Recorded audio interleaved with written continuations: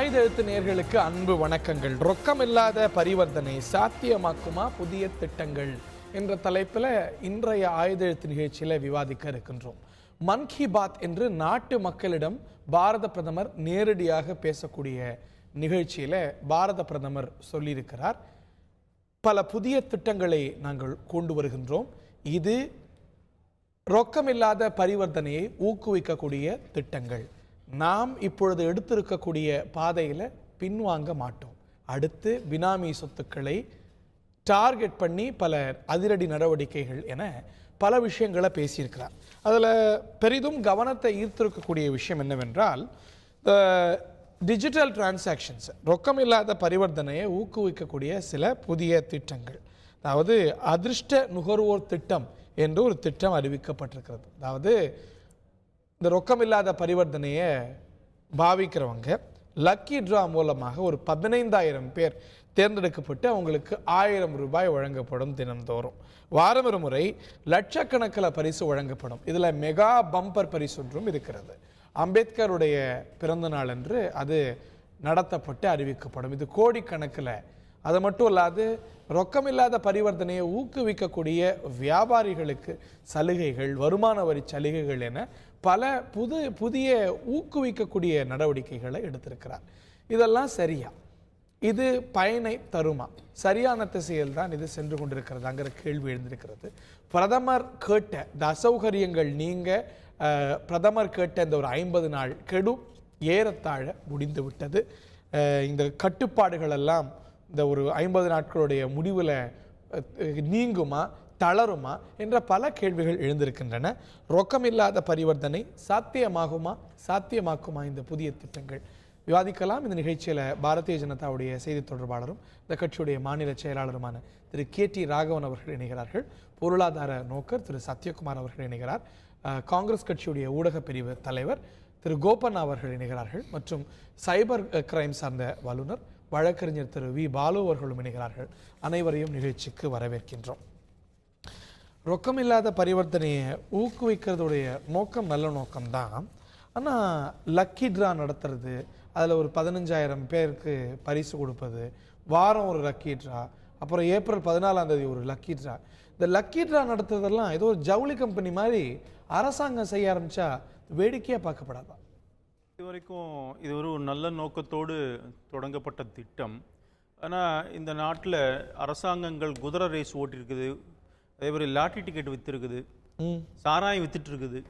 இதெல்லாம் மக்களை அழிக்கின்ற ஒரு விஷயத்தில் சாராய கடை நடத்துகிற அரசாங்கத்தினுடைய நோக்கம் எப்படி இருந்தது, இந்த நோக்கம் எப்படி இருக்கு, அதுவும் கேள்வி எழுப்புறோம். இல்லைன்னு சொல்லலை. இன்னைக்கு ஒரு நல்ல நோக்கத்தோடு எடுத்துட்டு வர ஒரு திட்டத்தை போய் ஜவுளி கடை வியாபாரம் நீங்க பேசினா சாராயம் விற்கிற அரசாங்கத்தை நீங்க என்ன சொல்லுவீங்க? அப்படி ஏதாவது சொல்லியிருக்கீங்களா? எப்போது அதுக்கு ஒரு அதுக்கு ஏதாவது அடைமொழி சொல்லியிருக்கீங்களா? மதுவிலக்கு பற்றி நீங்க கேட்கிற கேள்வி, அரசு சாராய கடை நடத்தலாமா அப்படின்னு கேட்காதவர் இல்ல, கேட்காத அரங்கங்கள் இல்ல.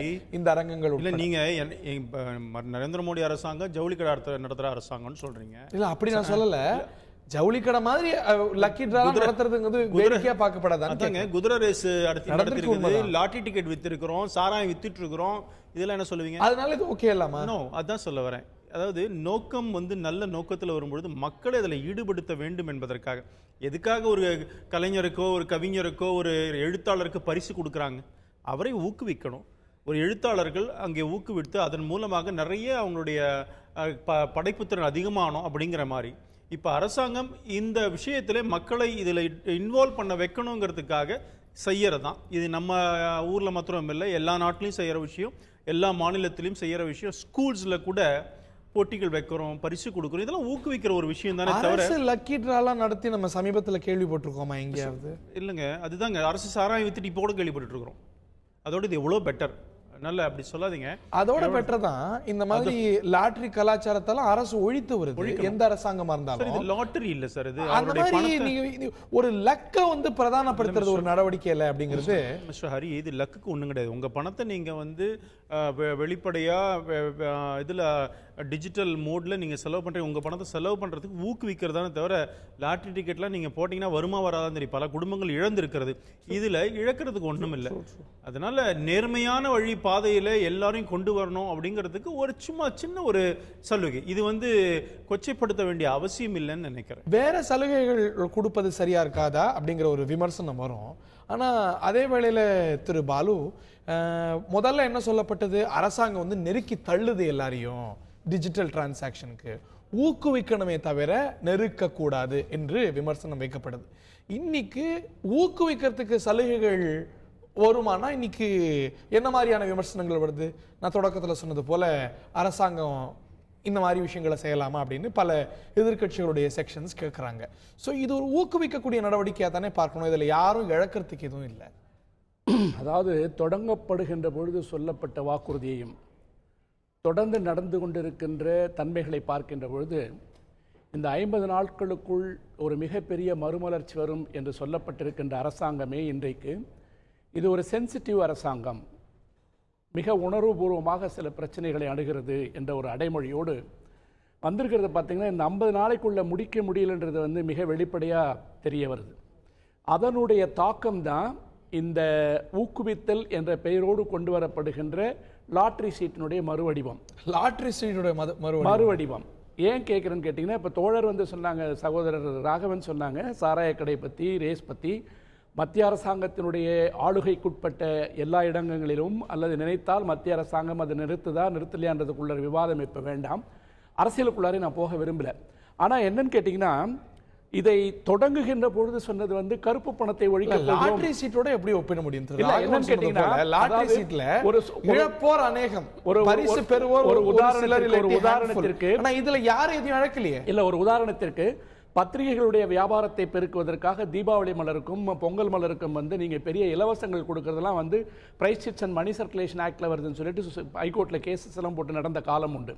அதாவது ஒரு டிஜிட்டல் டிரான்சாக்ஷனுக்கு கொண்டு வரதுக்கு மக்களுக்கு இன்னைக்கு இணையத்தை நாங்கள் இலவசமாக தரப்போகிறோம்னு ஒரு அரசாங்கம் சொல்லியிருக்கு.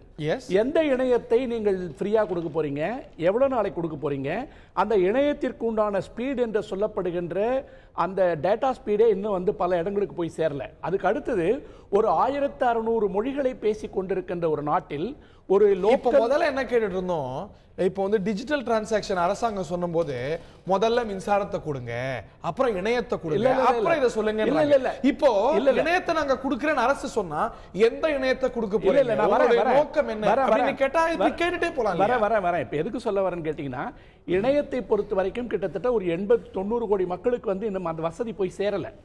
எல்லாரும் என்ன சொல்றீங்கன்னு கேட்டீங்கன்னா, இப்ப இது வெற்றி அடைய வேண்டும் என்று விரும்புகின்றவர்களே நானும் ஒருவன். இது நடந்து முடிந்தது என்று சொன்னால் ஒரு கைதூக்கி தொழுகின்ற அளவிற்கு கடவுளாக கருதப்படுகின்ற வாய்ப்பு பிரதமருக்கு இருக்கிறது. ஆனால் அதை நோக்கி போகின்றோமா என்று சொன்னால் அங்க 3 ஏரியா ஒன்று பார்க்கணும்.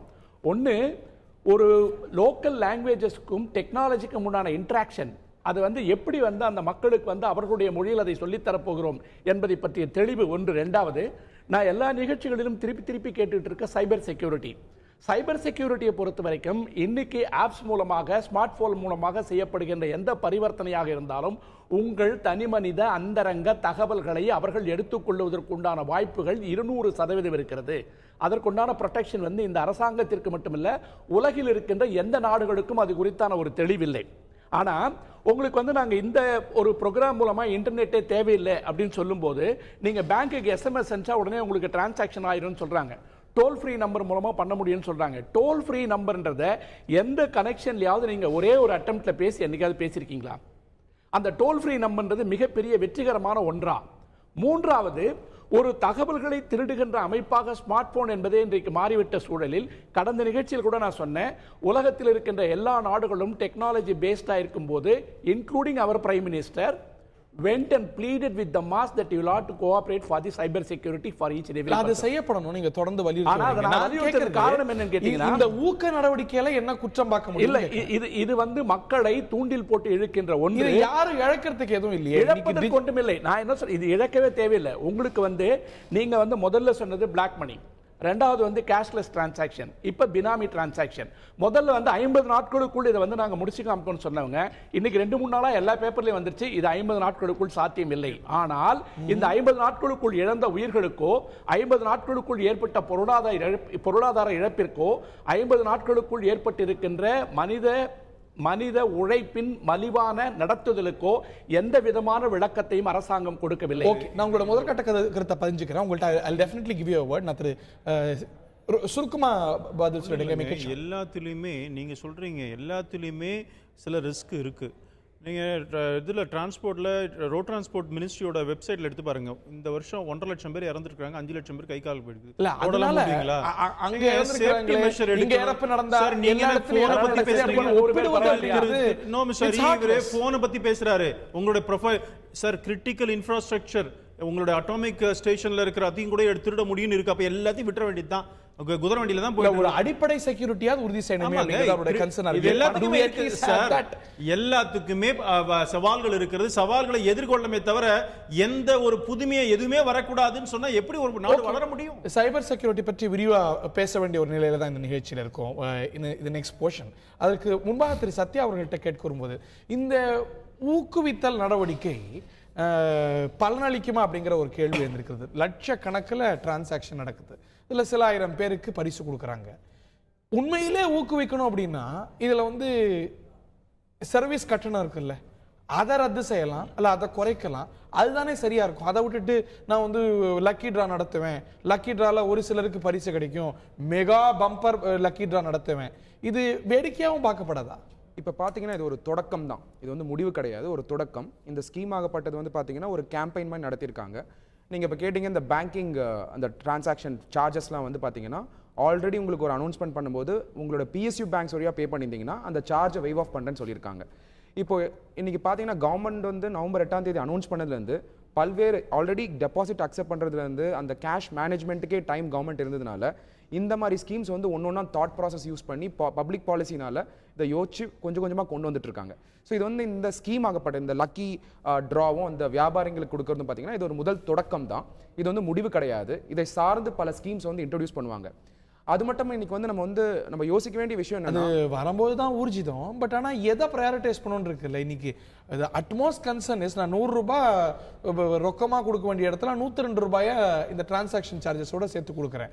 அதை வேவ் ஆஃப் பண்ணுறது இல்லாட்டி அதை ரத்து செய்யறது ப்ரையாரிட்டைஸ் பண்ணணுமா, இல்லை ஒரு 1,00,000 பேரில் ஒரு 100 பேருக்கு இல்லை ஒரு சில ஆயிரம் பேருக்கு நான் பரிசு கொடுக்குறேங்கிறது கவர்மெண்ட் எங்கே ரத்து செய்யணுமோ அது இமீடியட்டாக பண்ணிட்டாங்க. For example public sector and bank இருக்கு இல்லையா, அதில் உடனே பண்ண முடியும், அங்கே செஞ்சாங்க. பட் அதர் பேங்க்ஸ் ஆகப்பட்டது ஒரு கலந்துரையாடவும் அதுக்கப்புறம் டிஸ்கஷன் வழியாகவும் தான் உங்களால் கொண்டு வர முடியும்.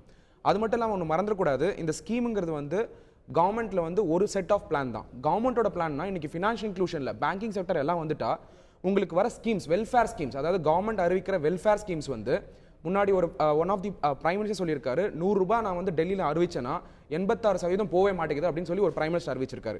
அதனால இந்த ஃபினான்ஷியல் இன்க்ளூஷன் கொண்டதுனால உங்களுக்கு ஸ்கீம்ஸ் அறிவிச்சாங்கன்னா டெல்லியில் ஒரு 100 ரூபாய் போடுறாங்கன்னா டைரக்டா அந்த ஃபார்மருக்கு சேர்றதுக்கான வாய்ப்புகள் இந்த டிஜிட்டைசேஷன் வழியாகவும் ஃபினான்ஷியல் இன்க்ளூஷன் வழியாகவும் கவர்மெண்ட் கொண்டு வந்திருக்காங்க. டிமானிட்டைசேஷன் பண்ணி தான் இந்த டிஜிட்டைசேஷனும் இதெல்லாம் நடவடிக்கை எடுக்க முடியுமாங்கிற கேள்வி எல்லாம் தொடர்ந்து மேலோங்கிட்டு இருக்கு. திரு கோபன் அவர்கள்ட்ட கேட்க வரும்போது, முதல்ல காங்கிரஸ் கட்சி சொன்னது ரொக்கமில்லா பரிவர்த்தனை அப்படிங்கிற நோக்கமெல்லாம் தவறான நோக்கம் இல்லை, ஆனால் அரசு அதை நெருக்கிறது தான் தவறு அப்படின்னது.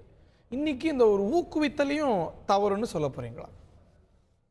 அதாவது தொடக்கத்தில் நவம்பர் 8ஆம் தேதி பிரதமர் நரேந்திர மோடி அறிவிப்பு 500 1000 ரூபாய் நோட்டுகள் செல்லாது, மொத்தம் 15,44,000 கோடி அது செல்லாதுன்னு ஒரு நொடி பொழுதில் ஒரு அறிவிப்பில் எந்த முன்னெச்சரிக்கை நடவடிக்கையும் எடுக்காமல், இந்த நாட்டில் இதனால் ஏற்படுகிற விளைவுகளை பற்றி கவலைப்படாமல், பெரிதாக யாரோடும் பெரிய அளவில் கலந்துரையாடாமல் எடுத்தேன் கவிழ்த்தேன் என்ற முறையில் இந்த பிரதமர் யாரோ ஒரு கொடுத்த தவறான யோசனை அடிப்படையில் ஒரு முடிவை எடுத்து அறிவித்து விட்டார். அந்த அறிவிப்பினுடைய பயனை 50 நாட்களாக கிட்டத்தட்ட நாடு அனுபவித்து கொண்டிருக்கிறது.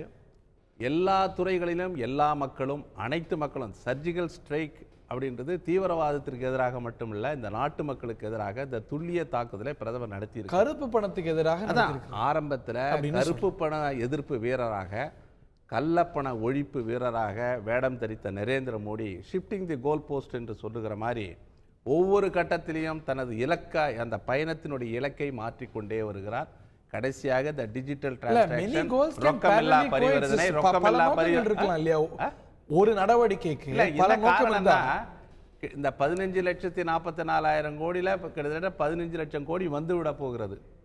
இல்ல அப்படி வந்தாலும் வந்தா கருப்பு பணம் எங்கேன்னு நாட்டு மக்கள் கேட்க போறாங்க. To record the unrecorded cash, கணக்கிலேயே வராம சிஸ்டத்துக்குள்ளே வராம வெளியில எங்கேயோ பதுங்கி ஒதுங்கி இருந்த ஒரு தொகையை சிஸ்டத்துக்குள்ள கொண்டு வந்து இதுல எவ்வளவு லெஜிட்டிமேட் எவ்வளவு இல்லெஜிட்டிமேட்னு கண்டறிய முடியும். அதாவது நீங்க வந்து இல்ல இந்த கருப்பு பணம்ன்றது இப்போ வந்து 2.5 லட்சம் 3 லட்சம் 5 லட்சமா டெபாசிட் பண்ணி இந்த பணம் 15 லட்சம் கோடியும் வந்திருந்தா அதுல கருப்பு பணம் கிடையாது.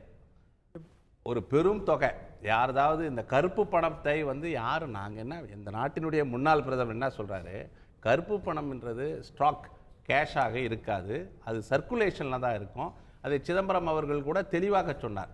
அதாவது ₹1 வந்து வெள்ளை பணமாக இருக்கிறது, எப்படி கருப்பு பணமாக இருக்கிறது, கருப்பு பணமாக இருக்கிறது எப்படி மறுபடியும் வெள்ளை பணமாக மாறுகிறதுன்றதெல்லாம் சொல்றார். ஆனா ஒரு கணிசமான தொகை பதுங்கி இருந்ததுங்கிறதையும் பார்க்கணும் இல்லையா? ஆர்பிஐ உடைய ஒரு ஸ்டடியை சொல்லுது அது ஸ்டாக் இல்ல, 3ல 2 மடங்கு பங்கு ₹1000 நோட்டும் 3ல 1 பங்கு ₹500 நோட்டும் பேங்கிங் சிஸ்டத்துக்குள்ளே வராமையே எங்கேயோ பதுங்கி இருந்தது. அப்படிங்கும் போது அது திருப்பி இந்த நெட்டுக்குள்ள கொண்டு வர வேண்டிய அவசியம். தயவு செய்து கருப்பு பணம் எங்கே அந்த ஊற்றுக்கண் அங்கே போய் நீங்க அடைக்கலைன்னா கருப்பு பணத்தை ஒழிக்க முடியாது. கருப்பு பணம் எங்க உருவாகுறதுன்னு பார்க்கணும். அது வந்து சர்க்குலேஷன்ல இருக்கு கருப்பு பணம். அதை வந்து சில நடவடிக்கைகள் மூலமாகத்தான் கருப்பு பணத்தை ஒழிக்க முடியுமே தவிர இந்த ஸ்டாக்கா வந்து கருப்பு பணம் இருக்காது. அதை முதல்ல இந்த பிரதமர் புரிந்து கொள்ளாதன் விளைவாக இந்த அறிவிப்பு ஏற்பட்டு இந்த நாடே இன்றைக்கு பொருளாதார சீர்குலைவு. இன்னைக்கு நான் கேட்கிறேன், இந்த கேஷ்லெஸ் எக்கானமின்னு இன்னைக்கு பேசுறீங்களே, இது எப்ப கண்டுபிடிச்சீங்க நீங்க? நவம்பர் 8ஆம் தேதி உங்களுக்கு தெரியுமா? அது அன்னைக்கு இந்த அறிவிப்புல இந்த சிந்தனை உங்களுக்கு இருந்ததா? இன்றைக்கு வந்து உங்களால வந்து அதாவது எவ்வளவு, அதாவது 15,44,000 கோடினா 2,400 கோடி நோட்டுகள் செல்லாதுன்னு அதை ரீப்ளேஸ் பண்றதுக்கு பிரிண்டிங் கெப்பாசிட்டி ஒரு மாதத்திற்கு 300 கோடி இருக்கிற நிலையில 8 மாதங்கள் ஆகும் என்கிற அடிப்படை அறிவு கூட இல்லாம ஒரு பிரதமர் இதை அறிவிப்பை செய்ததன் விளைவாக இன்னைக்கு புது நோட்டுக்கு பழைய நோட்டுக்கு புது நோட்டே மாற்றி உங்களால வைக்க முடியல. நீங்க வந்து அப்படியே அச்சடிச்சிங்களே, பழைய நோட்டு வடிவமைப்பிலேயே புதிய நோட்டுகளை அச்சடித்திருந்தா இந்த ஏடிஎம் ரீகாலிபிரேஷன்லாம் தேவை இருக்காது. எவ்வளவு பிரச்சனைகள், ஒரு பிளானிங் கிடையாது, ஒண்ணும் கிடையாது. நீங்க பாட்டுல அறிவிச்சிட்டு இப்ப கடைசியா வந்து பம்பர் பிரைஸ் அது இதுன்னு சொல்லி இந்த நாட்டு மக்களை ஏமாற்றுவதற்கு தங்கள் திட்டத்தினுடைய இமாலய தோல்வி. முதல்ல நீங்க வந்து இப்படி நெருக்குறீங்களே, கழுத்தை பிடிச்சு நெருக்குறீங்களேன்னு சொன்னபோது இன்னைக்கு பம்பர் பிரைஸ்னா இது ஏமாற்றுவதற்கு இதெல்லாம் யார் கேட்டாங்க உங்களை? கருப்பு பணத்தை ஒழிக்கணும்னு சொன்னீங்களே, எங்கே கருப்பு பணம் தான் நான் கேட்கிறேன். காங்கிரஸ்காரங்களுக்கு கோவம் வருது இயற்கை தான். திரு கோபண்ணா பொதுவாக கோவப்பட மாட்டார், அவருக்கும் கோவம் வருது, ஆச்சரியமா இருக்கு. காங்கிரஸ்காரங்க கோவப்படுறாங்க, புரியுது. அவங்களுடைய கோபம் நியாயமானது, அது நான் இல்லைன்னு சொல்ல மாட்டேன். ஏன்னா அந்த மாதிரி பாதிப்பு அவங்களுக்கு இருக்கும்பொழுது கோபம் வரத்தான் வரும். நான் என்ன கேட்குறேங்க, அரசாங்கம் ஒரு முயற்சி எடுத்து இன்னைக்கு மக்கள் அதுக்கு ஆதரவு கொடுத்துருக்காங்கிறது எதை வச்சு நீங்கள் யாட்ஸ்டிக் என்ன? தேர்தல்கள், அதற்கு பிறகு நடந்த விஷயங்கள்லாம் பாருங்க சார். வெனின்சூலாவில் இந்த முயற்சி பண்ணாங்க சார், என்ன சார் ஆச்சு? இப்போ ஃபியூ டேஸ் பேக். ஆனால் இங்கே என்ன ஆச்சு? மக்கள் இந்த பிரச்சனைகளுக்கு 50-70 ஆண்டு காலமாக இந்த நாட்டில் ஊழல் இருக்கு, அதை ஒழித்து கட்டுவதற்கு இவர் தான் சரியான ஆள்னு மக்கள் நம்புறாங்க. அதன் பிரதமருடைய கிரெடிபிலிட்டி, அவர் கடந்த 2.5 ஆண்டுகளமாக சாதித்த சாதனைகள் மீது மக்களுக்கு ஒரு நம்பிக்கை இருக்கு, மக்கள் நம்புறாங்க. அதுதான் இவங்களுக்கு இப்ப கோவம் அதிகமா வருது. ஏன்னா எல்லா மக்கள் பாட்டு சைலண்டா இருக்கிறாங்க. ரெட்டாரிக்கலாம் கிடையாதுங்க, யதார்த்தத்தை சொல்றேன். நீங்க மக்கள் விரும்பாத ஒரு விஷயத்தை கொண்டு வரவே முடியாது, இம்ப்ளிமெண்டே பண்ண முடியாது. இங்க இம்ப்ளிமெண்ட் ஆகுது, இவங்க எவ்வளவுதான் தூண்டி விட்டாலும் கூட மக்கள் பொறுமையா நிச்சயமாக நம்புகிறார்கள், எங்களுக்கு பிரச்சனை இல்லைங்க அப்படின்னு சொல்லிட்டு அவங்க ஆதரிச்சு ஊக்குவிக்கிறோம் அப்படிங்கிறீங்க. இந்த கேஷ்லெஸ் எக்கானமியை 97% ரொக்கம் ஒரு பொருளாதாரத்தில் அங்கம் வைக்கக்கூடிய நாட்டில் திடீர்னு ஒரு 50 நாள்ல எல்லாத்தையும் மாத்தினேன் அப்படின்னா அது இன்னைக்கு அது சாத்தியமான ஒரு விஷயமா மாறிட்டு இருக்கா? திருஹரி, இந்த இதில் ஓட்டிங் மிஷின் வரும்பொழுது இப்படி தான் பேப்பரில் போட்டிருந்தோம், ஒரே ஸ்ட்ரோக்கில் எல்லாத்தையும் மாற்றியாச்சு. இன்றைக்கி மிஷின் போடுறோம், 4 மணி நேரத்தில் ரிசல்ட் வருது. எல்லா புதுமையுமே முதல்ல ஏற்றுக்கொள்வதற்கு சில பிரச்சனைகள் இருக்குது சார். கரண்ட் வரும்பொழுது என்ன சொன்னாங்க, அதை தொட்டா செத்து போயிடுவாங்களே சொல்கிறாங்களே அப்படின்னு, அதுக்கு ஒரு பிரச்சனை. எந்த புதுமையும் எடுத்துட்டு வாங்க, பிரச்சனை மக்களோட resistance over a period of time. இன்னைக்கு மொபைல் ஃபோனுக்கு நம்ம எல்லாம் பழகாம இருந்தோம். இன்னைக்கு மொபைல் ஃபோன் இல்லாத கைகள் இல்ல நாட்டுல. அது தானா வந்தது. அரசு வந்து ஒரு 50 நாள் கெடுவிச்சு எல்லாரும் மொபைல் ஃபோன் யூஸ் பண்ணணும், எல்லாரும் வாட்ஸ்அப் பயன்படுத்தணும், எல்லாரும் ஸ்மார்ட் போன் பயன்படுத்தணும்னு சொல்லல. இங்க பாருங்க, திரு பாலு பேசினாரு இன்ஃப்ராஸ்ட்ரக்சர்ல கூட சார் இவர் சடனாலாம் கொண்டு வரல, திடீர்னு அனௌன்ஸ் பண்ணிட்டாங்க. யாருக்கும் தெரியாம சார், இந்தியாவில் 5 வருஷத்துக்கு முன்னாடியிலேருந்தே 88 கோடி மொபைல் போன்ஸ் இருக்கு. உங்களுக்கு வந்து இன்ஃப்ராஸ்ட்ரக்சர் ஆல்ரெடி கிரியேட்டட். இல்ல, ஜன்தன் infrastructure அக்கவுண்ட் ஒரு கிடையாது. நிமிஷம், பேசலாம். 88 கோடி போன்ஸ் இருக்கு. அதே போல ஜன்தன் அக்கவுண்ட் இருக்கு, எல்லா குடும்பத்துக்கும் ஜன்தன் அக்கவுண்ட் இருக்கு, எல்லா இன்ஃப்ராஸ்ட்ரக்சரும் கிரியேட் பண்ணிட்டு தான் வராங்க. நீங்க எதுலயுமே சில ரிஸ்க் இருக்கலாம். எனக்கு வந்து சைபர் இதை பொறுத்த வரைக்கும் இருக்கலாம், நம்மளும் படிச்சிருக்கிறோம், இல்லைன்னு சொல்ல. ஆனால் அதற்கு செக்கிங் மெக்கானிசம், அதை எப்படி அதை வந்து அட்ரஸ் பண்றது, ரிசால்வ் பண்றது, அதை சரி செய்யறது அப்படின்னு அவன் அதுக்கு ஒரு டெக்னாலஜி வளர்ந்துட்டு தானே இருக்கு. நோடல் ஏஜென்சிஸ் இந்தியாவில் இருக்கு. இந்தியாவில் national critical information infrastructure protection சென்டர்னு ஒன்று இருக்கு. It's nodal agency. எல்லாமே அதை செஞ்சுட்டு தானே இருக்கிறாங்க. அப்படி இருக்கும் பொழுது எதுவுமே அதாவது பெசிமிஸ்டிக்கா பேசி பழக்கம் இவங்க எதுவுமே கொண்டு வரல. இன்ஃப்ராஸ்ட்ரக்சர் இல்லைன்னா 60 ஆண்டு காலமா ஆட்சி பொறுப்பில் இருந்தீங்க, இன்ஃப்ராஸ்ட்ரக்சர் கொண்டு வரலன்னா அது யார் முதல் குற்றவாளி? நீங்க காங்கிரஸ். நான் திரு பாலு அவர்களுக்கு வாய்ப்பு கொடுக்க விரும்புறேன். திரு பாலு, ஒரு எளிமையான பணிவான விளக்கத்தை நான் வந்து சகோதரருக்கு சொல்லணும்னு நினைக்கிறேன். இந்த 70 வருட காலத்தில் வந்து இருக்கின்ற எல்லா அழுக்குகளையும் நாங்கள் தீர்க்க போகிறோம் சொன்னதில் அவங்களுடைய ஒரு 6 ஆண்டு காலமும் அதில் நடுமத்தில் இருக்குன்னு நினைக்கிறேன். நான் அதை நான் குறைய சொல்ல வரல. அதுக்கு அடுத்தது சகோதரர் சொன்னாங்க, ஓட்டிங் மிஷின் வரும்போது வந்து எல்லாரும் வந்து இப்படி தான் குறை சொன்னோம், இன்றைக்கி ஓட்டிங் மிஷின் வந்துருச்சுட்டாங்க. ஓட்டிங் மிஷின்றது வந்து ஒரு வேட்பாளரை தேர்ந்தெடுப்பதற்கும் அவனுடைய வாழ்க்கையை வந்து முடிவு செய்வதற்கும் உண்டான ஒரு மிகப்பெரிய வித்தியாசம் இருக்குது. இப்போ எலக்ட்ரானிக் ஓட்டிங் மிஷின்றது வந்து it's only selecting the representative. ஆனால் நீங்கள் ஒரு கேஷ்லெஸ் எக்கானமிக்கு டிஜிட்டல் இந்தியாவுக்கு போங்கன்னு சொல்லும்போது அவருடைய டே டு டே லைஃப் அதில் வந்து totally controlled by the system. இந்த இடத்துல இன்ஃப்ராஸ்ட்ரக்சர் வந்து ஏன் இல்லைன்னு சொல்கிற கேள்வி வந்து கேட்கப்படுகின்ற பொழுது 88 கோடி மொபைல் ஃபோன் இருக்குன்னு சொன்னாங்க இல்லையா? அந்த 88 கோடி மொபைல் ஃபோன் வரதுக்கு முன்னாடி வந்து ordinary mobile phone 2G 3G வந்ததெல்லாம் ஓகே. ஆனால் ஸ்மார்ட் ஃபோன் வந்ததுக்கு பின்னாடி நீங்கள் டவுன்லோட் பண்ணுற ஒவ்வொரு அப்ளிகேஷனும் உங்களுடைய டேட்டாவை திருடிக்கிட்டு இருக்கு, ஸ்னூப் பண்ணுதுன்றது உலகறிந்த ரகசியம். அப்படி இந்த ஸ்மார்ட் ஃபோனை வந்து நீங்கள் இப்போது ரெப்ரசன்டேட்டிவ் ஆஃப் பீப்புள் ஆக்டில் வந்து இது கொண்டு வரோன்றோம், சுப்ரீம் கோர்ட்டில் போய் கேஸ் போடுறோம். என்ன சொல்கிறோம்? தேர்தலுக்கு மக்களுக்கு இலவசங்களை கொடுத்து ஏமாற்றாதீர்கள்னு சொல்கிறோம். இன்னைக்கு நாங்கள் கேஷ்லெஸ் எக்கானமி கொண்டு வரதுக்காகவும் டிஜிட்டல் டிரான்சாக்ஷன் கொண்டு வரதுக்காகவும் இணையத்தை எல்லாருக்கும் ஃப்ரீயா கொடுக்க போறோம்னு சொன்னா இது என்ன? இது இல்ல தேர்தல் வருது முன்னாடியா? தேர்தல் அதுக்கெல்லாம் ஒரு காரணம் பஸ் இல்ல நேரடியான கேள்வி. இது நேரடியான இது சரியான விவாதம் கிடையாது, வாதம் சரியான வாதம் கிடையாது. மக்களுக்கான அடிப்படை வசதிகளை கொண்டு வந்தா அதுக்கும் எலெக்ஷன் எதுவும் ஒண்ணா முடியுமா? இலவசங்களும் மக்களுக்கான அடிப்படை தேர்தல் நேரத்தில் கொண்டு வந்தா மக்களை ஏமாற்றுதல் ஒண்ணா? தேர்தல் நேரத்தில் கொண்டு வந்தா மக்களை 50 நாளைக்கு ஒரு நாளைக்கு சராசரி 2 உயிர் போயிருக்கு. இந்த 100 உயிர்கள் என்னது மலிவான உயிர்கள் அல்ல, மனித உயிர்கள். பாலு இது மனித உயிர்கள். இதனால தான் இறந்து போயிட்டாங்க. உங்களை பொறுத்த வரைக்கும் நம்ம நிச்சயமா அது வந்து ஒரு கன்சர்னோட பார்க்க வேண்டிய ஒரு விஷயம், இன்னும் வருத்தத்துக்குரிய விஷயம் இல்ல. அதுல மாற்றுக்க இல்ல. டிஜிட்டல் எக்கானமி அப்படினு பார்க்கும்போது ஒண்ணே இந்த நாட்டிற்கும் சகோதரர் ராகவன் அவர்களுக்கும் இன்னும் எல்லா விதமான அரசியல் சம்பந்தம் இல்லாமல் என்னை இன்னும் 100 முறை கூப்பிட்டீங்கன்னா கூட நான் சொல்லுவேன். இதை குறை சொல்ல வேண்டும் என்பதற்காக சொல்லவில்லை. எந்த விதமான தொழில்நுட்ப அறிவையும் அவேர்னஸையும் ஜனங்களுக்கு கொடுக்காமல் இதை நீங்கள் கொண்டு போக கொண்டிருக்கின்ற முயற்சி என்பது கண்டிப்பாக அவ்வளவு ஈஸியா முடியாது. திரு கோபண்ணா, இதுல நீங்க வந்து இதெல்லாம் வந்து யாரை ஏமாற்ற வேலைன்னு கேக்குறீங்க. இந்த ஒரு நவம்பர் 8ஆம் தேதியிலேருந்து இப்போ வரைக்கும் 200-300% இந்த ஒரு கேஷ்லெஸ் டிரான்சாக்ஷன் பெருகி இருக்கு. இன்னைக்கு ரூபே கார்டுடைய பிரயோகம் எல்லாம் அந்த பல மடங்கு 100 மடங்கு அளவுக்கு பெருகி இருக்கு. அப்படின்னா மக்களும் அதுக்கு தயாராகி வராங்க, இந்த ஒரு ரியாலிட்டிக்கு பழகி வராங்கன்னு அதை ரெசிஸ்ட் பண்ணல. இல்ல ரொக்கமில்லா பரிவர்த்தனை, ரொக்கமில்லா பொருளாதாரத்துக்கு இந்த நாடு தயாரா இல்லை. உடனடியாக தயாராகாது. இந்த நாடுல சில அடிப்படை கட்டமைப்பு வசதிகள் கிட்டத்தட்ட நாம் வந்து 60-70 ஆண்டுகளாக இன்னைக்கு வங்கி கணக்கு பற்றி பேசுகிறாங்க. ஏதோ இந்த நாட்டில் புதிதாக நரேந்திர மோடி அரசு தான் வங்கி கணக்கு இல்லை, மொத்தம் 98 கோடி வங்கி கணக்கு இருக்குது. கிட்டத்தட்ட அதில் வந்து பார்த்தீங்கன்னா 2014 மே மாதத்திற்கு முன்னால் கிட்டத்தட்ட 70-72 கோடி வங்கி கணக்கு இருக்குது. இவங்க ஜன்தன்ல அப்புறம் 25 கோடி, அதாவது டைரக்ட் பெனிஃபிட் டிரான்ஸ்ஃபர் ஸ்கீம் நான் கொண்டு வரும்போது உங்கள் பணம் உங்கள் கையில் என்று சொன்ன போது அது எள்ளி நகையாடியவர்கள் பாஜக. அதாவது இது மாதிரி நாங்கள் இந்த ஸ்கீம் ஆதார் கார்டு கொண்டு வந்த போது அது கடுமையாக விமர்சித்து இதே அரங்குகளில் பேசியவர் ராகவன். அதாவது நம்மளுடைய ரகசியங்கள்லாம் வெளிநாட்டுக்கு விற்கப்படுகிறது சொன்னவர். நான் சொல்றேன், ரொக்கமில்லா பொருளாதாரத்துக்கு 125 கோடி மக்கள்லாம் 50 கோடி மக்களுக்கு வங்கிகளோடு தொடர்பு கிடையாது. அதே போல் 85 கோடி மக்கள் 6 லட்சம் கிராமங்களில் வாழறாங்க. 81 கிராமப்புற மக்களுக்கு வங்கியே கிடையாது. 6 லட்சம் கிராமங்களில் 10% இதெல்லாம் இயல்பா இருக்கிறது. உங்க ஆட்சி 33,000 வங்கிகள் இருக்கிறது ஒரு சாதனை.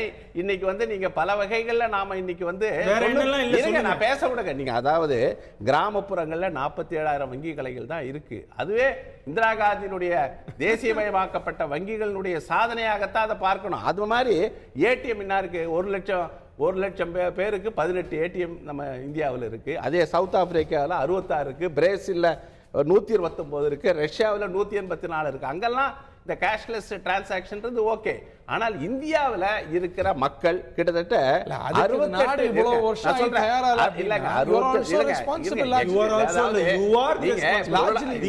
நீங்க கிராமப்புறத்தில் இருக்கிற மக்கள்ல 68% மக்கள் வந்து மாத வருமானம் 10% குறைவு.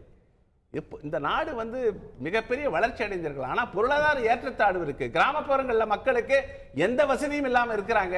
இன்னைக்கும் இந்த வங்கி தொடர்புன்றது எங்க கிராமத்தில் இருந்து 10 கிலோமீட்டர் போன வங்கிக்கு இதெல்லாம் சாத்தியமா? கிராமப்புறங்கள்ல நீங்க வந்து இந்தியாவில் இந்த ரொக்கமில்லா பரிவர்த்தனைன்றது மற்ற நாடுகளோடு ஒப்பிடுகிற போது இந்தியாவில் வந்து கேஷ் ஜிடிபி ரேஷியோன்றது கிட்டத்தட்ட 12%. இங்கெல்லாம் இது சாத்தியமானதுதான் மிகப்பெரிய கேள்வி. அதிகரிச்சுதான் பிரச்சனையே. ஒரு ஒரு 9%-லேருந்து 12% அதிகரிச்சது ஏங்கிற ஒரு கேள்வி இருக்கு. அது டிமானிட்டைசேஷனுடைய அடிப்படையா வைக்கப்படுது. திரு ராகவன் ஒரு சிறிய ரிபட்டல். ஆமா, இப்ப வந்துங்க இத்தனை விஷயங்களை சொன்னாரு. இத்தனைக்குமே தான் நான் உங்களை குற்றம் சாட்டுறேன். மக்கள் 44 சீட் கூட கொடுக்கறது லாக்கி இல்ல. நீங்க அதெல்லாம் சரி செய்வீங்களா? அதெல்லாம் இந்துட் போட்டோம். இதுக்கு தயாரா சொல்லுவீங்களா? நீங்க பட்டியலிட்ட சார் ஒரு நிமிஷம், நீங்க பட்டியலிட்ட அத்தனையுமே இந்த 60 ஆண்டு காலம் நீங்க ஆட்சி பொறுப்புல இருந்திருக்கீங்க. அவ்வளவுதான் நீங்க பண்ணிருக்கீங்க. தெரிஞ்சுக்கங்க. நம்பர் 1. சரி செய்யறது பிரையாரிட்டி. நம்பர் 2, அது இருந்தா அந்த பிரச்சனைக்கான காரணம் இவங்க அதையும் மீறி அதை சகிச்சுக்கிட்டு அந்த பிரச்சனையை அனுபவிச்சுக்கிட்டு செஞ்சிருக்கிறோமே. அதுதான் சொல்ல வரேன். நீங்க ஜன்தன் யோஜனா பத்தி சொல்றாரு. ஜன்தனாலும் சரி ஆதாரம் சரி, நாங்க எங்களுடைய அப்ரஹென்ஷன் சொன்னோம். ஆட்சிக்கு வந்த உடனே நாங்க எதெல்லாம் சொன்னோமோ அதை சரி பண்ணிருக்கோம். மின்சாரம் இல்லாத கிராமங்கள் இருக்கா? வைஃபை கனெக்ஷன், இன்டர்நெட் நாடு முழுக்க போச்சா?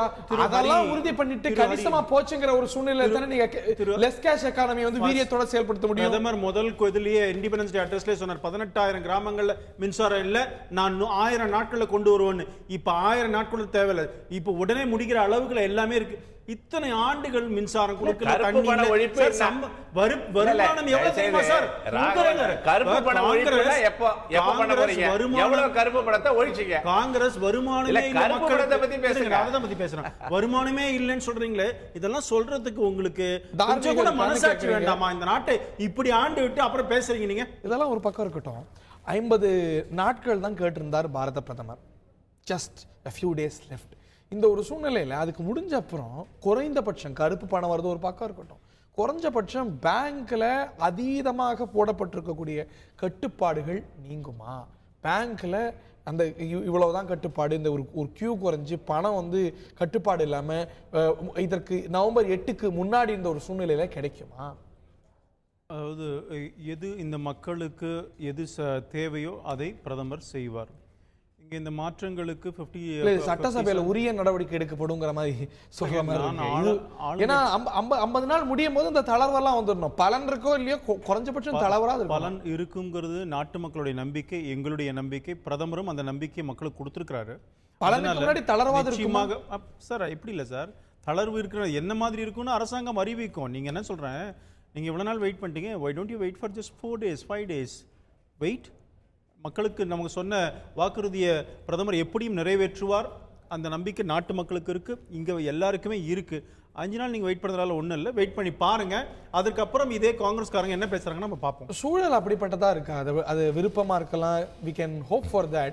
பட் ஆனா யதார்த்தம் அப்படி இருக்கா? ஏன்னா திரு பாலு சொன்னது போல வரக்கூடிய செய்திகள்லாம் இந்த ஒரு கட்டுப்பாடுகள், வங்கியில சாதாரண மக்கள் பணம் எடுக்கக்கூடிய கட்டுப்பாடுகள்லாம் இன்னும் கூட தொடர்றதுக்கான வாய்ப்பு இருக்கு. அருந்ததி பட்டாச்சாரியா எஸ்பிஐயோட தலைவர் கூட சொல்லும்போது பணம் வச்சுக்கிட்டு நாங்க கொடுக்காம இல்லை, இந்த பிரச்சனைகள் இன்னமும் கூட சில நாட்கள் நீடிக்கிறதுக்கான வாய்ப்பு இருக்குன்னு ஹிண்ட் பண்ணியிருந்தார். யதார்த்தம் எப்படி இருக்கு? இந்த ஒரு பிரதமர் அறிவிச்ச 50வது நாள்ல தளர்வுகள்லாம் ஏற்படும், கட்டுப்பாடுகள்லாம் நீங்கும்னு புரிஞ்சுக்கலாம். இப்போ பார்த்தீங்கன்னா 31ஆம் தேதி வரைக்கும் நம்ம வெயிட் பண்ணோம் பிரதமர் என்ன பண்ண போறாருன்னு. கண்டிப்பாக மக்கள் நல்லது பண்ணுறதா தான் இருக்கும். ரெண்டாவது பார்த்தீங்கன்னா இந்த லிமிட்ஸ் ஃபிக்ஸ் பண்ணியிருக்கிறது பார்த்தீங்கன்னா எதுக்கு இந்த பிரைமரி லிமிட்ஸ் ஃபிக்ஸ் பண்ணியிருக்காங்கன்னா இன்றைக்கி வந்து 14 லட்சம் கோடி பேங்க்கில் வந்திருக்கு. இந்த 14 லட்சம் கோடியை வந்து வித்ட்ரா பண்ணாமல் இருக்கிறதுக்கு அந்த லிமிட் இருக்கலாம். 2 இன்னைக்கு அது மட்டும் இல்லாமல் இன்னைக்கு எல்லாரும் லெஸ் கேஷ் சொசைட்டிக்கு போயாச்சு. அது மட்டும் இல்லாமல் லெஸ் கேஷ் சொசைட்டி போயிட்டு இருக்கும். Meaning we are the path of less cash society. we are not cashless, we are less cash society. இந்த லெஸ் கேஷும் கூட நம்ம அது வந்து ஒரு உட்டோப்பியனா எக்ஸ்பெக்ட் பண்றோம் அப்படின்னு விமர்சனம் வருது இல்லையா? 97% வந்து ரொக்கமா புழங்கக்கூடிய ஒரு பொருளாதாரத்துல திடீர்னு ஒரு 50 நாள்ல ஒரு அரசு எடுக்கக்கூடிய நடவடிக்கையால லெஸ் கேஷ் சொசைட்டி நோக்கி நம்ம பிரயாணிக்கிறோம் போறோம் அப்படின்னா are we not cheating ourselves? 300% increase ஆயிருக்கு. நீங்களே தான் சொன்னீங்க. பட் ஸ்டில் அது இந்த சப்போர்ட் இல்லாம எப்படி நடக்கும்? இந்த ஒரு இவ்வளவு நாள்ல 300% இன்கிரீஸ் ஆயிருக்கு. within these 40 days இந்த எவ்வளவு சதவீதம் ரொக்கம் இல்லாத சொசைட்டியா நம்ம இருக்கோம்? இல்லங்க, அதுதான் டுவர்ட்ஸ் அல்டிமேட் கோல். அது அதை நோக்கி சக்சஸ்ஃபுல்லா ஏன்னா 300% ஒரு 40 நாட்கள் சொல்லும்போது இட்ஸ் ஒரு வழியே இல்ல. வங்கியில பணம் கிடைக்கல, கையில பணம் புழங்கல, அப்படிங்கும்போது வேற வழி இல்லாம கையில பணம் முழுகிறதுக்கு 14 லட்சம் கோடி கவர்மெண்ட் அடிக்காது. அப்புறம் 16 லட்சம் கோடி மீண்டும் அடிச்சு அதுக்கப்புறம் கேஷ்லெஸ் சொசைட்டி என்ன பேச முடியும்? உங்களுடைய பணத்தை எடுக்கிறதுல நீங்க ஏதோ பணமே இல்லாத மாதிரி பேசுறீங்க. நீங்க டிரான்ஸ்ஃபர் பண்ணலாம், செக் யூஸ் பண்ணலாம், கார்ட்ஸ் யூஸ் பண்ணலாம், எல்லாம் பண்ணலாம். கேஷா வர்றதுக்கு தான் இந்த கட்டுப்பாடு. அது மட்டும் இல்லாம பாத்தீங்கன்னா ஒரு நவம்பர் 8க்கு முன்னாடி 3% நடந்துட்டு இருந்த இந்த விஷயம் எல்லாம் திடீர்னு இப்படி அதீதமா மாறும் அப்படின்னு நினைக்கிறது சரியா? இது வந்து பாத்தீங்கன்னா டிமானிட்டைஸ் ஸ்டெப்ல 3 சொல்யூஷன் வந்து பிரதம மந்திரி பண்ணியிருக்காரு. 3 சொல்யூஷன் என்ன பாத்தீங்கன்னா கருப்பு பணம் ஒழிதல், ரெண்டாவது வந்து பாத்தீங்கன்னா டிஜிட்டைசேஷன், மூணாவது பாத்தீங்கன்னா உங்களுக்கு இன்னைக்கு எக்கானமி ரன் பண்றதுக்கு மேல 500 நோட்டோ 1000 நோட்டோ புழங்கிட்டு இருக்கு. இந்த 500 நோட்டோ 1000 நோட்டு எங்க போகுதுன்னு பாத்தீங்கன்னா லேண்டு, கோல்டு, ஸ்டாக்குங்கிறது வந்து டொமஸ்டிக் இன்வெஸ்ட்மெண்ட்ஸ் கிடையாது, பார்ட்டிசிபேட்டிங் நோட் வழியா. அப்படின்னும் போது உங்களோட லேண்ட் பிரைஸ் 2004 இருந்து இது வரைக்கும் 2000% ஏறி இருக்கு. இது எதனால ஏறி இருக்குன்னா primarily because of cash payments. So ஒரு நார்மல் எக்கானமி ரன் பண்ணுறதுக்கு, அதாவது உங்கள் எசென்ஷியல்ஸ், அதாவது நீங்கள் சாப்பிட்றதுக்கு, துணி உடுத்துவதற்கு, உங்கள் வீடு இருக்கிறதுக்கு மேலே பணம் இருக்கிறதுனால தான் உங்கள் லேண்ட் விலை ஏறிச்சு, கோல்டு விலை ஏறிச்சு. அது மட்டும் இல்லாமல் ஸ்டாக்ல இன்வெஸ்ட்மெண்ட்ஸ் நிறைய வெளிநாட்டிலேருந்து வந்தது. அது எப்படி வந்ததுன்னா அது செப்பரேட் டிஸ்கஷன். ஸோ அப்போ அதனால தான் அது மட்டும் இல்லாமல் RBI டேட்டா படி 2/3 of your 1000 rupee நோட்டும் 1/3 of your 500 rupee நோட்டும் உள்ளே வரதில்லை. That shows that the cash is actually in circulation and it is supporting for black money generation. அப்படின்னும் போது அது வந்து வரல அப்படிங்கறதுனால அது கருப்பு பணம்னு சொல்ல முடியுமா? இல்ல, it is a source of black money சொல்ல வரேன் நான். source of black money, source of black wealth which is created as cash. இப்போ நீங்க பேங்கிங்ல வந்து வீட்ல புழங்காம நான் வெளியில எடுக்காம ஒரு 10,000 ரூபாய் வச்சிருந்தா நான் ஒரு 1000 ரூபாய் தான் வெளியில எடுக்கிறேன் அப்படின்னா 9,000 ரூபாய் கருப்பு பணம் சொல்ல போறோமா? நான் அப்படி கிடையாது. டாக்ஸ் பே பண்ணாம unaccounted money is black money. So நீங்க அக்கவுண்ட் பண்ணிட்டு டாக்ஸ் பே பண்ணி, ஸோ டாக்ஸ் பே பண்ணணுமா வேணாமன்றது எப்படி டிட்டர்மின் ஆகும்? உங்களுக்கு அக்கவுண்ட் பண்ணாதான் தெரியும். ஸோ நீங்க அக்கவுண்ட் பண்ணலன்னா எப்படி வந்து கேஷ் வந்து பிளாக்கா இல்லாட்டி வந்து ஒயிட்டான்னு தெரியும். அது ஒன்று. ரெண்டாவது பார்த்தீங்கன்னா இந்த ப்ராசஸ்னால உங்களுடைய லேண்ட் பிரைசஸ் மாடரேட் ஆகும், கோல்ட் பிரைசஸ் மாடரேட் ஆகும். ஏன்னா 30% of the demand for the international gold is by India. So இப்போ இந்த because of the cash is not there, gold வந்து டிமாண்ட் கம்மியாகி உங்களுக்கு நிறைய மாடரேட் ஆகி எசென்ஷியல்ஸ்க்கு ப்ரொடக்ஷன். கோல்டு சர்வதேச சந்தையில தீர்மானிக்கப்படுது. இங்க டிமானிட்டைசேஷனால அது மாறுமா என்ன? கண்டிப்பா. Because 30% of the demand is from India, 30% is from China, 60% is from Asia. உங்க demand கொஞ்சம், the price is determined by demand and supply. So when the demand comes out, the price will reduce. அது மட்டும் இல்லாம இன்னைக்கு 14 லட்சம் கோடி வந்திருக்கு. Bank வந்து சும்மா வச்சிருக்க மாட்டாங்க. இன்னைக்கு வந்து குறு சிறு தொழிலுக்கு ஃபண்ட் பண்ண வேண்டியது கவர்மெண்டோட அஜெண்டா. அது வந்து பிரதம மந்திரி சொல்லிக்கிட்டு இருக்காரு. அதுக்கான முத்ரா பேங்க் வந்தாச்சு. ஃபேக்டர் ரிசர்வ் பேசிஸ் படி 14 லட்சம் கோடியா இருக்காது, 30 லட்சம் கோடியோ 40 லட்சம் கோடியோ அந்த கிரெடிட் மல்டிப்ளையர் ஆகும். அது முத்ரா பேங்க் வழியா குறு சிறு தொழிலுக்கு வந்து ஃபண்ட் பண்ணி இன்னைக்கு 4% மட்டும்தான் உங்களுக்கு குறு சிறு தொழில் வந்து பேங்க் வழியா ஃபண்ட் பண்ணியிருக்காங்க.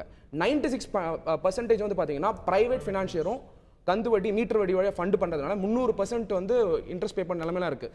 ஸோ இந்த 14 லட்சம் குறு சிறு தொழிலுக்கு போய் அவங்களுடைய ப்ரொடக்ஷனுக்கு வந்து இதாகும். அது மட்டும் இல்லாமல் லக்ஸரி கூட்ஸ்லேருந்து ப்ரொடக்ஷன், இன்னைக்கு வந்து production is getting affected because of real estate and gold. அது மாறும். திரு கோபால், நீங்கள் குறுக்கிட விரும்புனீங்க. அதாவது எல்லாம் பேசுகிறோம். அதாவது 15,44,000 கோடியும் வங்கிக்கு வந்துட்டா சிஸ்டத்துக்கு வந்துடுது அப்படின்னு சொன்ன பிறகு கருப்பு பணம் எங்கே அப்படின்னு நம்ம கேள்வி. அதுக்கு அவங்க பதில் சொல்லணும். ஒண்ணு இருக்கு. அடுத்து இல்ல அது எந்த இடத்துல அரசு சொல்லிச்சு 5 லட்சம் கோடி சிஸ்டத்துக்குள்ள வராது, 3 லட்சம் கோடி வரும், 4 லட்சம் கோடி அது வந்து கருப்பு பணம். அது எங்களுக்கு வந்து பெரிய வெற்றி, கருப்பு பணத்தை ஒழித்துட்டோம். அதாவது ஏங்க இப்ப பேசுறீங்க கருப்பு பணத்தை ஒழிப்போம்னு சொன்னீங்க, கருப்பு பணம் இப்போ சிஸ்டத்துக்கு வந்துட்டுதுன்னு இப்ப சொல்றீங்க. சரி, அடுத்து கள்ளப்பணம் எவ்வளோ கள்ளப்பணம் ஒழிஞ்சதுன்னு தெரியல. இது என்ன தீவிரவாதம் ஒழிஞ்சுதா, ஃபண்டிங் ஒழிஞ்சுதா, என்னென்னமோ நீங்க முழக்கங்கள் சொன்னீங்க. காஷ்மீர்ல இன்னைக்கு ரொக்கமில்லா பொருளாதாரத்தை நான் கேட்கிறேன். நவம்பர் 8ஆம் தேதி பிரதமர் பேசுகிற போது அவருடைய கற்பனையில் ரொக்கமில்லா பொருளாதாரம்ன்றது கிடையாது. இன்னைக்கு எப்படி அந்த முடிவுக்கு வரீங்க? அன்னைக்கு சொல்லாம இருந்திருக்கலாம், அடுத்த வாரம் சொல்லலாம். இதெல்லாம் தன் தவறுகளை மூடிமறைக்க செய்றீங்க. ஆனா இந்தியாவில் பார்த்தீங்கன்னா வங்கிகளில் டெபாசிட் பண்றோம். இப்போ எல்லாருடைய பணம் 15,44,000 கோடி வங்கிகள் இருக்கு. வங்கிகள் இந்த பணத்துக்கு இன்ட்ரெஸ்ட் கொடுக்கணும். இப்போ அது ரீஇன்வெஸ்ட்மெண்ட்டுக்கு பயன்படுத்தாம இப்போ வங்கிகளில் இருக்கிற பணம், இந்த 30 நாள் 40 நாளில் இருக்கிற பணம் பின்னால நீங்க இன்ட்ரெஸ்ட் பே பண்ணணும். இதுல இப்போ எல்லா மக்களுடைய பணம் சேவிங்ஸாக வங்கிகள் இருக்கிற போது ஒரு பாதுகாப்பு போல இந்த லெக்மன் பிரதர்ஸ் அந்த மெல்டவுன் மாதிரி இங்கே ஒரு பொருளாதார மிகப்பெரிய ஒரு பின்னடைவு ஏற்படுகிற போது வங்கிகளில் இருக்கிற நமக்குடைய சேவிங்ஸ் அக்கௌண்ட்டு இந்த எல்லா பணத்துக்கும் மிகப்பெரிய ஒரு ஐசிஐசிஐ பேங்க்லேயோ அல்லது வேற வங்கிகள்லையோ நம்ம போட்டிருக்கிற பணத்துக்கு என்ன பாதுகாப்பு, என்ன உத்தரவாதம், என்ன நெகட்டிவ் இன்ட்ரெஸ்ட் என்ன? இன்னைக்கு என்பிஏ பாருங்க, என்பிஏ 2014-15 2,67,000 கோடி. இப்போ 2015-16 10% உயர்ந்து 4,76,000 கோடி என்பிஏ இருக்கு. யாரு? வங்கிகள். எந்த காலத்துல? இந்த ஒரு வருஷத்துல 9.36% உயர்ந்திருக்கு.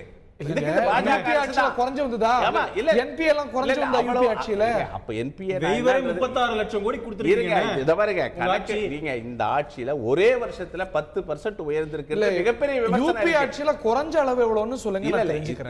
10% இங்க இந்த ஆட்சியில உயர்வுக்கு காரணம் என்னன்னா பல தொழில் ஒடிஞ்சு போச்சு. பொருளாதார ராகுல் காந்தியும் சொல்றாரு டிமானிட்டைசேஷன் பண்ணி இதெல்லாம் வாராக்கடன்லாம் பெரிய முதலாளிக்கு உதவுறாரு. ரொம்ப சிம்பிளிஸ்டிக் ஆர்குமெண்ட் இல்ல. இந்த ரொக்கமில்லா பரிவர்த்தனை என்பது ஸ்வீடன் போன்ற நாட்டுல 2.12% அந்த தான் இருக்கு. அங்க ஓகே. ஆனா நம்ம ஜப்பான் போன்ற நாட்கள்லயே 20% இருக்கு கேஷ்ல டிரான்சாக்ஷன். மற்ற நாடுகள்லாம் பார்க்குறப்ப அமெரிக்கால, இந்தியாவில் இதெல்லாம் சாத்தியமா? இங்க கிராமப்புற பொருளாதாரம் சுதந்திரம் கிடைக்குமா, சாத்தியமா, பிரிட்டிஷ்காரன் எதிர்க்க முடியுமா யோசிச்சா சுதந்திரமே கிடைச்சிருக்காது. நான் சொல்றேன், அமைப்பு சாரா தொழிலாளர்கள் இங்க கிட்டத்தட்ட 95-96% அமைப்பு சாரா தொழிலாளர்கள். வங்கி கணக்கு கிடையாது. இப்படி இருக்கிற நிலையில இதெல்லாம் சாத்தியமானு பார்க்காம தோல்வியை மறைப்பதற்காக ரொக்கமில்லா பொருளாதாரத்தை பிரதமர் அறிவிச்சிருக்காரு. இதை டிஜிட்டல் இந்தியா ரொக்கம் இல்லாத பரிவர்த்தனைங்கிறது அரசுடைய லட்சியமா சொல்லுது. அதுல உங்களை போன்றவருக்கு சில மாற்று கருத்துக்கள் இருக்கு. இதுக்கு சில இன்சென்டிவ்ஸையும் அரசு அறிவித்து வருது. உண்மையிலேயே செய்ய வேண்டிய இன்சென்டிவ்ஸ், இதை தாண்டி செய்ய வேண்டிய ப்ரையாரிட்டைஸ் பண்ணி செய்ய வேண்டிய இன்சென்டிவ்ஸ் நீங்க என்ன கருத்துவீங்க? மக்களுடைய அடிப்படை வாழ்வாதாரத்தை தரத்தை உயர்த்துவதற்கு 1008 வழி இருக்கு. இப்போ இந்த மைக்ரோ ஃபைனான்சிங் அப்படின்னு சொல்லக்கூடிய விஷயத்தில் கூட பார்த்தீங்கன்னா உலகத்திற்கு மிக மிக ஏழ்மையான ஒரு நாடு உதாரணமாக இருக்கு இல்லையா, கிராமீன் பேங்க். இந்த கிராமீன் பேங்க் முகமது யூனிஸ் ஆரம்பிக்கும் போது டெக்னாலஜியை கையில் எடுத்துகிட்டு போகல. இத்தனைக்கும் முகமது யூனிஸ் தான் பங்களாதேஷில் இருக்கிற மொத்த செல்ஃபோன் கம்பெனி ஆப்ரேட் பண்ணுற one among the leading owners. அங்கேயே ஏழை மக்களுக்கு கொடுக்கப்படுகின்ற வட்டியே இல்லாத கடனை மிக மிக எளிமையாக கொடுத்து வசூல் பண்ணியிருக்கிற விதத்தில் நோபல் பரிசு வாங்குகின்ற அளவிற்கு உலக அமைப்பு இன்னைக்கு கிராமீன் வங்கி வந்திருக்கு. அதில் ஒரு கடன் வாங்கிய ஒரு பெண் தான் அந்த அமைப்பின் சார்பாக அந்த நோபல் பரிசையை போய் வாங்குறார். பக்கத்தில் இருக்கின்ற மிக ஏழ்மையான கல்வி அறிவில் பின்தங்கி இருக்கின்ற ஒரு நாடு பின்பற்றுகின்ற ஒரு விஷயத்தை அவங்க தொழில்நுட்பம் மூலமாக பண்ணலை. மக்களுக்கு அது போய் தான் சேர்ந்திருக்கு. இந்த அடுத்தது இல்லை, பொதுவாக இல்லை, இன்னும் ஒன்று சொல்கிறேன்.